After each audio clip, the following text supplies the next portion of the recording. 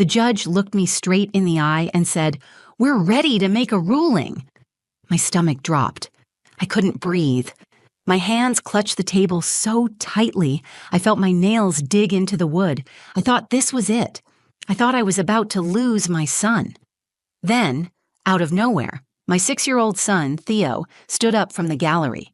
He walked to the center of the courtroom, holding a piece of crumpled paper he had folded into his Spider-Man backpack that morning. His voice was quiet but clear. "Your Honor," he said, "I want to read something." The entire courtroom froze. Not a single sound, not even a shuffle. All eyes turned to him, this tiny boy in an oversized navy sweater, standing in front of a judge, gripping a letter with both hands like it was the only thing keeping him upright. I couldn't speak. I couldn't move. I just stared at him, my heart pounding so hard it hurt. What he said next changed everything. "My name is Jessa Carter. I'm 33 years old, a freelance graphic designer, and the mother of a little boy named Theo. He's 6. He likes dinosaurs, peanut butter on everything, and sleeping with the lights on. He has my eyes and his father's quiet, steady way of watching the world." Before everything turned into a nightmare, our life was simple. Not perfect, but simple. We lived in a small 2-bedroom house on the edge of town. The rent was manageable, and the backyard had just enough space for a sandbox and a rusty swing set I bought secondhand. It wasn't much, but it was ours. Aaron, my husband, Theo's father, passed away 2 years ago in a car accident. It happened on a rainy Tuesday. I still remember what I was cooking when I got the call: chicken stir-fry. I never made it again. For a while, I wasn't sure how I was going to function without him. We'd been together since college. He was the first person who ever made me feel safe. I didn't just lose my partner that day. I lost the future we had dreamed of together. But I had Theo, and somehow, that saved me. The days after Aaron's death blurred together. I was grieving and exhausted, but I kept showing up for Theo. I'd wake up, pack his little lunchbox, walk him to kindergarten with a brave face, then come home and cry into a pile of laundry. He never saw me break down. I made sure of that. He needed strength, so I became it. We got close, closer than ever. Theo would curl up beside me on the couch with his favorite blanket and whisper things like, "Don't be sad, Mommy. I'm here." He never said much, but he didn't need to. We had our own rhythm, our own way of healing together. And then there was Margot, my mother-in-law. From the beginning, Margot never approved of me. She thought I wasn't polished enough, not from the right kind of family. She once told Aaron in front of me that I was a good-hearted girl who should have stayed in her lane. Aaron always brushed her off, said she'd come around. She never did. After he died, Margot inserted herself into our lives with a quiet kind of persistence. At first, I thought she was grieving too, that maybe she just wanted to stay connected to Theo. I let her visit. I invited her to birthdays, school recitals, family dinners. But her comments never stopped. "You let him stay up too late. He needs more structure. He doesn't need all this emotional coddling." She'd sneer when I tucked Theo in with a bedtime song or when I let him choose his own mismatched clothes. I could feel her judging me, silently, constantly. One afternoon, I found her in the kitchen offering Theo a brochure for a private prep school. I hadn't even heard of it. When I told her we couldn't afford that right now, she didn't miss a beat. "Well," she said, stirring her tea, "some environments are just better for children. Not every mother understands that." I said nothing, but I started setting boundaries, limited visits, clear rules. That's when things turned cold. She started questioning everything, my job, my finances, my parenting. One day, Theo came home after spending a weekend with her and asked, "Mommy, do you think I'd be happier living with Grandma?" It felt like someone stabbed me through the chest. I knew then that this wasn't about love or support. It was about control. Margot didn't just think I was doing it wrong. She wanted to take over. She saw an opening, and she took it. 2 weeks later, a thick envelope arrived at my door. Legal papers, custody hearing. She was trying to take Theo away from me. When I opened that envelope and saw the words, "Petition for custody," my hands went numb.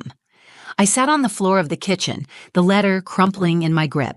Theo was watching cartoons in the living room, completely unaware that his world was about to be yanked out from under him. The petition said Margot was requesting full custody of Theo, not shared, not supervised. Full, she claimed I was emotionally unstable, financially insecure, and incapable of providing Theo with a stable environment. There were entire paragraphs where she painted me as a grieving wreck who couldn't manage to dress my child properly, let alone raise him. The worst part? She wasn't entirely wrong. Yes, I was grieving. Yes, I had moments where I cried in the shower or forgot to fold the laundry. But I showed up for my son every single day. I fed him, hugged him, helped with his homework, kissed his forehead when he had nightmares. I was his safe place. And now someone was trying to tell the world that wasn't enough. I called Lena, my older sister, who drove over within the hour. She read through the papers twice before saying anything. "She's playing dirty, Jess, but you can't let her win." I hired a public defender because I couldn't afford anything else. He was kind but overworked. His advice was mostly, be calm, be respectful, document everything. He didn't inspire confidence. Meanwhile, Margot had hired one of the top family lawyers in the county, someone who specialized in high-profile custody battles. I started keeping a journal of every interaction. I dug up Theo's school reports, pediatrician notes, photos, teacher emails, anything that showed he was healthy, happy, and safe. Every night after Theo went to bed, I sat on the living room floor surrounded by folders and printed emails, while reruns played quietly in the background just to keep my mind from unraveling. And then there was court. The first hearing was procedural, but it was enough to scare me. Margot sat there in her navy blue suit, looking like the CEO of some corporation. She smiled at Theo when he walked in, but her eyes were on me like a hawk watching a wounded animal. Her lawyer was polished, confident, and knew exactly how to twist small facts into damning character flaws. "She has no consistent income," he said. "She works from home, barely. She has no family nearby to assist. She suffers from anxiety and is still visibly grieving her late husband. We believe Miss Carter, while well-meaning, is not emotionally equipped to provide what Theodore needs long-term." I wanted to scream. I wanted to stand up and shout that none of those things meant I was a bad mother. But I stayed still, like my lawyer told me, calm, respectful. Back home, Theo could sense something was wrong. One night, after brushing his teeth, he asked me, "Am I going to have 2 homes now?" I didn't know what to say, so I lied. "No, baby. Mommy's just working through some grown-up stuff. Everything's going to be okay." But deep down, I wasn't sure. Margot started pulling more tricks. She called Child Protective Services, an anonymous tip. Someone had claimed I left Theo alone during the day. A caseworker showed up, unannounced, while I was in the middle of a client Zoom call. Theo was building Legos at the kitchen table in his pajamas. I answered every question, gave her a tour of the house, and offered to provide contacts for Theo's teachers and pediatrician. She left politely, but her presence lingered like smoke in the air. The next night, I locked the door and cried into the laundry basket. That week, Theo drew me a picture. It was a stick figure version of me and him, holding hands, standing in front of our house. A speech bubble floated above my cartoon head. "I love you more than everything." I hung it on the fridge and stared at it for a long time. I didn't know how this would end, but I knew one thing with every cell in my body. I wasn't giving up. Not on my son. Not without a fight. The night before the final custody hearing, I barely slept. I sat at the kitchen table with a mug of cold tea, papers spread out around me like armor, emails from Theo's teacher praising his progress, notes from his pediatrician about his healthy development, drawings he'd made at school. I even printed out the flyer from the local library's Mommy and Me reading hour that we went to every Tuesday. I wanted to be ready. I needed to show that Theo wasn't just surviving with me, he was thriving. Still, doubt kept crawling in through the cracks. What if the judge saw me the way Margot did? What if they thought grief made me weak? What if being emotional, being gentle, being honest somehow meant I wasn't fit to be a mom? Lena came over to help me prep. She brought snacks I didn't eat and a folder of old photos she thought I could use. Theo's 3rd birthday, his first day of preschool, a selfie of us baking cookies with flour all over our faces. "You have everything you need," she said gently, placing a hand over mine. "You just have to let them see who you really are." Later that evening, after she left, I found Theo sitting cross-legged on the floor in his room, writing something on a piece of lined notebook paper. "What are you working on, buddy?" I asked, kneeling beside him. He looked up, his eyes serious in a way that didn't belong on a 6-year-old. "I'm writing a letter," he said, "for the judge." I paused. "A letter?" He nodded. "Just in case they don't know how much I want to stay with you." I felt my throat tighten. "Theo, that's very sweet, but it's okay, Mommy," he said quickly. "I won't say anything mean about Grandma. I just want them to know what it's like to be with you." He folded the paper into quarters and slipped it into his backpack. "I'll take it with me, just in case." I didn't know what to do with that. Part of me wanted to tell him no, that it wasn't his job to fix this. But the other part, the one that knew how smart and gentle and deeply feeling my son was, just nodded and hugged him tight. The next morning was cold and gray. Theo wore his favorite navy sweater, the one with the little dinosaur patch on the sleeve. I braided his hair back into a little bun like he liked and packed an extra snack just in case. We sat silently in the back of the courtroom, waiting. Margot arrived in a designer coat and patent leather heels. Her lawyer walked in with a briefcase that looked more expensive than my entire wardrobe. I tried not to look at them. I focused on Theo's hand in mine. When the judge called us forward, I stood with my lawyer and took a deep breath. Margot's attorney went first. He spoke about financial stability, routine, and the benefits of a 2-parent household, which she could simulate, apparently, with a live-in nanny and tutors. He implied that my home was a place of chaos and emotional fragility. I kept my face neutral. I thought of Lena's words, "Let them see who you are." When it was my turn, I spoke calmly. I told the judge about our routines: school, homework, bedtime stories. I showed evidence of Theo's progress, his friendships, his comfort and security. I didn't cry. I didn't beg. I just told the truth. Then, just as the judge leaned forward to close the hearing, Theo tugged my hand. He stood up, stepped out from the bench, and walked forward slowly. "Your Honor," he said, holding that same folded piece of notebook paper. "Can I read something I wrote?" The judge blinked, surprised. "You wrote something, son?" Theo nodded. "Yes, sir. It's for you." The room went completely silent. Even Margot looked frozen, unsure of what was happening. The judge looked at me, then back at Theo. "All right," he said. "Go ahead." Theo unfolded the paper, smoothed it on the desk in front of him, and cleared his throat. Theo stood there, small and steady, holding that piece of paper like it was made of glass. His voice didn't shake. "My name is Theo Carter," he began. "I'm 6 years old. I like dinosaurs, grilled cheese, and playing with my mom. I want to live with my mom." The courtroom didn't move. The judge leaned slightly forward, hands folded under his chin. Theo looked down and kept reading. "My mom gives me hugs when I feel bad. She makes pancakes on Sunday and lets me pour the syrup, even when I spill it. She laughs when I tell her jokes, even the ones that don't make sense. When I have a nightmare, she lets me sleep in her bed. She calls me her heart." My throat closed. I felt my eyes burn, but I didn't dare blink. I didn't want to miss a second. Theo kept going, his little fingers tightening around the paper. "Sometimes we miss my dad and we cry together, but then she tells me stories about him, and we light a candle and we say good things. She says it's okay to be sad and okay to be happy again, too." He paused, looked up at the judge. "I know Grandma loves me, but she says my mom is too soft. I think soft is good. I don't want to live somewhere that doesn't let me feel things. I want to live with the person who lets me be a kid." He folded the letter carefully and looked around the room. Everyone was still. Even Margot had lowered her eyes.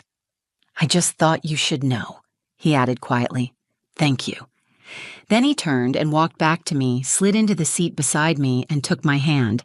I wanted to break down, but I couldn't. Not yet. The judge was still watching us. He sat back in his chair, silent for a long time. You could feel the tension crackling through the room like static. He finally spoke. "This court acknowledges the statement given by the minor, Mr. Theo Carter. While we typically avoid placing children in the position of testifying, it is clear that his words were his own and that they reflect a deep emotional clarity. I find them compelling." My heart leapt, then froze. Compelling wasn't a ruling. The judge turned to Margot's attorney. I've reviewed the petition and supporting evidence submitted by Mrs. Langston and her legal team. There is no documented abuse, no medical concern, and no professional testimony suggesting that Ms. Carter is unfit. The court does not believe that financial disparity alone constitutes a reason to remove a child from his mother, especially not when the child's emotional well-being appears stable and clearly bonded. Margot opened her mouth to speak, but the judge raised his hand. Furthermore, he continued, the child has expressed a sincere and articulate desire to remain with his mother. That carries significant weight in this decision. He turned to face me, his expression softening. Ms. Carter, this court finds that you are fit to retain full legal and physical custody of your son. Visitation arrangements with Mrs. Langston may be discussed through mediation, but the court sees no reason to pursue permanent removal of custody. For a moment, I couldn't move. It was like someone had just lifted a 2-ton weight off my chest. My legs felt like jelly. My hands were shaking, but I reached over and pulled Theo into my arms. He clung to me, wrapping his arms around my neck the way he always did when he needed to feel safe. Only this time, it was me who needed it. Margot didn't speak as we walked past her. She sat stiffly, her jaw clenched, her hands white-knuckled around the handles of her purse. I didn't gloat. I didn't even look at her. I just kept walking, holding Theo's hand as tight as I could. We stepped outside into the sunlight. It had warmed up just a little. Theo squinted and smiled up at me. Did I do okay, Mommy? I knelt down and kissed his forehead. You saved us. The day after the hearing, the house felt different. Not because anything had physically changed. Theo still woke up early and dragged me into the kitchen to help him make cereal. The furniture was the same. The smell of lavender from the candle we always lit during breakfast was still floating in the air, but something inside me had shifted. I wasn't just surviving anymore. I had fought for my son, and I had won. That morning, I found his letter, the one he read in court, taped to the refrigerator with a dinosaur magnet. He had written his name at the bottom in red crayon and drawn a tiny heart next to it. I stood there for a long time, reading it again, line by line, until my eyes blurred and I had to sit down. He had written that for me, not because I asked him to, not because he thought it would help me win, but because he saw me. He felt our bond, and in his own little way, he stood up to protect it. We went out to the park that afternoon, just the two of us. I let him stay on the swings way too long and bought him an ice cream even though dinner was only an hour away. When we got home, he asked if we could call his dad's old number and leave a message like we used to. I held the phone to his ear as he whispered, Daddy, the judge said I get to stay with Mommy. I was brave, just like you. I couldn't hold back the tears that time. I think people underestimate what kids understand. They think being young means being unaware. But Theo knew. He felt the tension. He saw the stress on my face, heard the whispered phone calls, noticed the nights I lingered too long by his bed. He picked up on everything, and still, he chose hope. He chose love. We met with a court-appointed mediator a few weeks later to discuss Margot's visitation rights. It was tense, but civil. I agreed to supervised visits once a month, not because I wanted her in our lives, but because Theo did love her in his own way. And I didn't want to teach him that love had to come with hate attached. She never apologized. Not for the custody suit, not for the lies in court, not for trying to dismantle the life I built, but that no longer had the power to break me. I realized something important through all of this. Being a mother doesn't mean being perfect. It doesn't mean having the biggest house or the best job or always knowing the right answer. It means showing up, even when you're exhausted. It means putting someone else's needs above your pride, your fear, and your pain. It means giving love freely, even when you're not sure it's enough, because to them, it is enough. There was a time when I thought being soft made me weak, that if I cried too much or held Theo too tightly, I'd be proving Margot right. But now I see it differently. Soft doesn't mean weak. Soft means safe. Soft means strong in the places that matter most. Theo taught me that. I sometimes still wake up in the middle of the night, worried the court ruling was just a dream. I tiptoe down the hall, peek into his room, and watch him sleeping. legs tangled in the blankets, mouth slightly open, one arm hugging his stuffed tiger like it holds the secrets of the universe. That's when I exhale. We're okay. More than okay. We're whole. If you're a parent or you've ever fought to protect someone you love, you know what this feels like. You know the panic of being powerless and the fire it lights inside you. You know what it's like to be underestimated, dismissed, and told you're not enough. But I hope you also know that your love matters, even when it's quiet, even when it's questioned. And if no one's told you today, you're doing better than you think. If this story touched you, if it reminded you of someone you love or something you've had to fight for, I hope you'll take a moment to like this video. It helps more than you know. Share it with someone who might need a little hope today, someone going through a custody battle or just trying to hold their family together one day at a time. And please, leave a comment below. I'd love to hear your story. Have you ever been told you weren't enough? What did you do? How did you rise? Finally, if you want more true, powerful stories like this, stories about strength, love, and the moments that change everything, subscribe to the channel. Hit that notification bell so you never miss what's next. Thank you for being here, for listening, for caring. From one heart to another, take care of yourself and hold on to your people. They all raised their hands, one after another. My sister-in-law, Brielle, stood there like a judge, smiling, as if this was just a fun little game. She asked the question like it was casual. Should Alira be uninvited from family events? Hands went up. My mother-in-law, my father-in-law, cousins, spouses, every hand except one. Grandpa Joe's. I sat there frozen, my son Luca clinging to me. He looked around, confused. His little voice broke the silence. "Mom, why are they doing this?" I didn't answer. I just smiled through the sting in my eyes, stood up, and said thank you for the meal. We walked out with our dignity. I didn't fight back, but the next week they each received a letter from a law firm. Inside was something that shut them up completely. Sundays used to mean something different. Before my husband Micah died, they were full of laughter and noise. Kids running barefoot through the yard, the smell of garlic bread in the oven, Grandpa Joe playing old country music on his portable speaker while Brielle tried to make him turn it down. After Micah's accident, Sundays became the loudest silence I'd ever known. At first, everyone was kind. Dinners were brought to my doorstep. Brielle came over with store-bought casseroles and hugs that smelled like her favorite lavender perfume. My in-laws, Carol and Robert, insisted I stay close to family. But as the months passed, the sympathy faded. The texts got shorter. Phone calls stopped. Invitations disappeared. I'd never argued with anyone. I never demanded anything. I didn't cause scenes. I simply stopped being useful. And that's when I realized I had been accepted not as family, but as Micah's wife. Without him, I was just a reminder of what they lost, or maybe what they didn't want to face. But Luca, he never stopped asking. He was only 7 when his dad died, and now at 10 he still carried Micah's smile, his dimples, and the same quiet way of observing people. "Mom," he asked once, "why doesn't Grandma ever call us anymore?"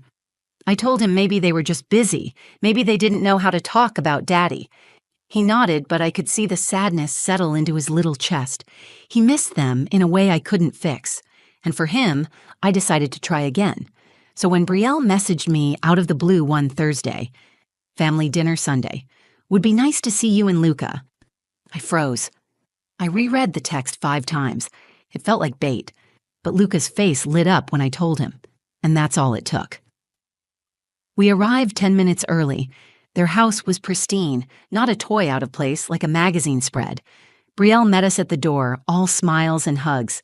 "You look great," she said, brushing her cheek against mine. She smelled like lavender and control. Luca ran inside to play. I followed slower, taking it all in. Carol barely looked at me when I walked into the kitchen. She was slicing lemons for her iced tea, pretending she hadn't just paused a conversation the second I walked in. Robert gave me a nod from his seat in the den, eyes already back on the football game. No one said they were glad to see us. I offered to help with dinner prep, was handed the salad bowl, and then quickly left out of the kitchen talk. Brielle and Carol kept laughing at things I wasn't included in. I smiled anyway. I had gotten good at that over the years, smiling in places I didn't belong. When dinner was served, I noticed Luca was already at the kids' table. Brielle served him first, then the others. When it was my turn, I had to reach around the dishes to get a plate. Small things, but they added up. Conversation buzzed around me. Work promotions, school updates, vacation plans. Not once did anyone ask how Luca was doing, or me. It was as if we were guests at a party we hadn't been officially invited to. The only warm moment came from Grandpa Joe. He moved slowly now, using a cane, but his presence was as steady as ever. He sat down beside me and passed the bread. "I'm glad you came," he said quietly. "Luca needs to know he still belongs, and you do too, even if they don't know it yet." I swallowed the lump in my throat. He always had a way of saying exactly what I needed to hear, just when I needed to hear it. I looked over at Luca. He was laughing with his cousin Levi, his plate piled with food, eyes full of hope. He didn't see what I saw. He didn't feel the way the air shifted when I walked into a room. He was still a child, believing the best in people, and I didn't want to take that from him. So I smiled. I stayed quiet, and I convinced myself I could get through just one dinner. But what happened next would tear through that silence and expose everything I had tried so hard to ignore. It happened after dessert. We were still at the long dining table, plates scattered with crumbs, glasses half full. The kids had run off to the basement, and for a moment I thought maybe I'd made it. Maybe I had survived the evening. That's when Brielle stood up. She tapped her glass with a spoon. Everyone turned to her, as if on cue. I thought she was going to make an announcement, maybe share some family news. I sat up straighter, forcing a smile. Then she said it. "I think we need to talk about the tension in this family." She said it like she was doing everyone a favor. A performative sigh, a glance at her husband for support. She looked around the table with rehearsed concern. "I know I'm not the only one who's felt it, this sense of awkwardness, and I think we need to be honest about where it's coming from." I didn't understand what she meant. At first, no one looked at me, but I felt it anyway. My chest tightened. "I'm not trying to stir drama," she continued, "but I think it's fair to say that things haven't felt the same since Alara rejoined us." That was the first time she said my name, like I was the elephant in the room, like I wasn't sitting right there. "I'm not saying you haven't been through a lot," she added, turning to me. "We all grieved Micah. We all loved him. But we've also had to move forward. And I think some of us feel like we're constantly walking on eggshells. Some of us." I looked around. Carol wouldn't meet my eyes. Robert leaned back in his chair, arms folded. A few cousins were fidgeting, pretending to adjust silverware. Then Brielle smiled. I'll never forget that smile. "So, I thought we could just vote. No hard feelings, just a show of hands. Should Alira be uninvited from future family events, for the sake of peace?" For a second, I thought I'd misheard her. I felt like I had left my body. Then it happened. One hand went up, Carol, then another, Robert, then Levi's mom, then his dad, even people I hadn't spoken to all night, even the ones who never seemed to care either way. Every hand raised, except for Grandpa Joe. I couldn't breathe. I felt the blood rush from my face. My ears were ringing. Then I felt a tug on my sleeve. Luca. He had come back up from the basement, probably to ask for a second slice of cake. Instead, he'd walked into this. He looked around, confused. Then he looked at me. "Mom," he said softly, "why are they doing this?" That broke me. Not because I didn't have an answer, but because I did. I just couldn't say it in front of him. I forced a smile. My lips trembled. I reached out, took his hand, and stood up. "Thank you for dinner," I said to the table. My voice was quiet but steady. "We should be going." No one stopped me. Not one person said a word. As we walked out, Grandpa Joe rose from his seat and gently touched my shoulder. "You don't deserve this," he whispered. I nodded once and kept walking. I held Luca's hand tightly the entire way to the car. He didn't ask anything else. He just rested his head on my arm as I buckled him in. I drove home in silence, the kind of silence that sits deep in your bones. That night, I sat in the dark for hours, listening to my son breathe as he slept beside me. I knew Brielle had orchestrated that moment. She'd planned it, rehearsed it, built it up over months, maybe longer. She didn't want me gone for peace. She wanted me erased. And this vote? It was her performance, her little show of power, and I let her have it. But what she didn't know, what none of them knew, was that I wasn't going to stay quiet forever. I didn't shout, I didn't beg, but I was done playing the part of the grieving widow who knew her place. The next move was mine. The house was quiet that night, except for the soft hum of the refrigerator and the rhythm of Luca's breathing beside me. He'd fallen asleep curled against my side, one hand still gripping the sleeve of my shirt like he was afraid I'd disappear. I lay there in the dark, eyes wide open staring at the ceiling. My mind replayed everything. Brielle's voice, the raised hands, Luca's question. Why are they doing this? For years, I'd swallowed my pride for the sake of peace. I'd let them slowly push me aside, convinced myself that silence was the noble thing, that being quiet was better than being the problem. But that vote wasn't just cruel. It was strategic. It was meant to humiliate me in front of everyone. It was meant to show Luca that his mother didn't belong in the family she once helped hold together, and that I couldn't allow. I slipped out of bed, careful not to wake him. I made tea, but didn't drink it. Instead, I opened my laptop and pulled up a folder I hadn't touched in years. Old text messages, voice memos, photos. I scrolled through conversations I'd saved out of habit, messages from Brielle that had once felt passive-aggressive, but now felt intentional. One caught my eye. You don't have to come to Luca's recital. It might be awkward for everyone. Another, Carol says it's probably better if you just drop him off at the party. It'll be easier for the other kids. I hadn't realized how long the distancing had been happening until I saw it laid out like this. Message after message, erasing me one polite suggestion at a time. I opened my notes app and started writing. I listed everything. The way they excluded me from family decisions, the whispered comments about my parenting, the vote. I remembered how Brielle used to say things like, "We all feel a little uncomfortable around Elira," or "You can be so sensitive." It hit me. This wasn't just personal. It was a pattern, one that could legally be challenged. By morning, I'd found a law firm online that specialized in family harassment and reputation damage. I submitted a request for a consultation. Within 24 hours, I was speaking to a woman named Danica Rhodes, a sharp, calm attorney who didn't blink twice when I told her what happened. "I don't think they expect you to push back," she said. "They don't," I replied. "But I'm not doing this for me. I'm doing it for my son." Danica reviewed the messages. She listened to the audio I didn't even realize we had, recorded by Luca's smartwatch, which I'd forgotten could store voice logs. It had captured almost everything from that night. Brielle's voice proposing the vote, the awkward silence, the moment my name was said, and the exact words she used. "She's too weak to fight back anyway." Danica leaned back in her chair. "We'll draft a cease and desist letter, but we're going to attach documentation. We'll make it clear this isn't just about hurt feelings. It's about calculated harm, exclusion of a child, and emotional manipulation of a minor." I exhaled. For the first time in years, I didn't feel powerless. We also discussed next steps, what it would look like to formally restrict access to Luca from family members who created an unsafe emotional environment. It wasn't a custody battle. It was a warning. Danica's team sent the letter 2 days later. Each family member received their own sealed copy.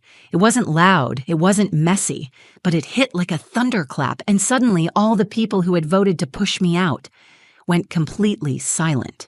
The letters were delivered on a Thursday morning, each one signed, sealed, and stamped from Rhodes and Keene Family Law, addressed individually to every adult who had raised their hand. I didn't tell anyone they were coming. I didn't post anything online or send warning texts. I went about my day as usual, made breakfast, packed Luca's lunch, took him to school. But there was a strange calm in my chest, a quiet knowing that something irreversible had been set in motion. By noon, the calls started. First a missed call from Carol, then 2 text messages from Robert. "We need to talk." "This has gone too far." I didn't reply. At 1:23 p.m., Brielle texted me. "Seriously? A lawyer? What is wrong with you?" Then, 10 minutes later, "You're really going to tear this family apart over a stupid dinner?" Still, I said nothing, because it wasn't just a dinner. and she knew it. Inside the letter, Danica's language had been clear, confident, and legally sound.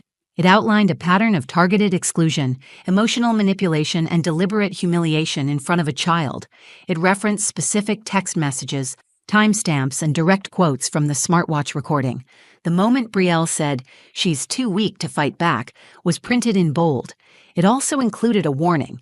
If any further attempts were made to isolate Elira or create a hostile emotional environment for Luca, the next steps would include a formal complaint with Child Protective Services and legal motion to limit unsupervised access to him.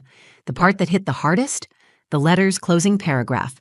This firm represents a mother who has chosen silence in the past for the sake of family harmony. That silence is no longer a gift she's willing to give. Within 24 hours, every single person who had raised their hand had gone silent. No one tried to defend the vote. No one asked if the audio was real. They all knew what they did. On Friday, I got a handwritten letter in my mailbox. No return address, just a folded card inside. It was from Carol. "I'm sorry for what happened. We didn't think you'd take it this far. Maybe we were wrong about you." I read it once and placed it in the drawer next to my wedding ring. Not long after, Grandpa Joe called. "Your lawyer gave them all heart attacks," he said, laughing softly. "Brielle's been quiet as a mouse." "She deserves worse," I said. "She does," he agreed, "but I'm proud of you anyway." That weekend, Luca asked if we were going back to their house again.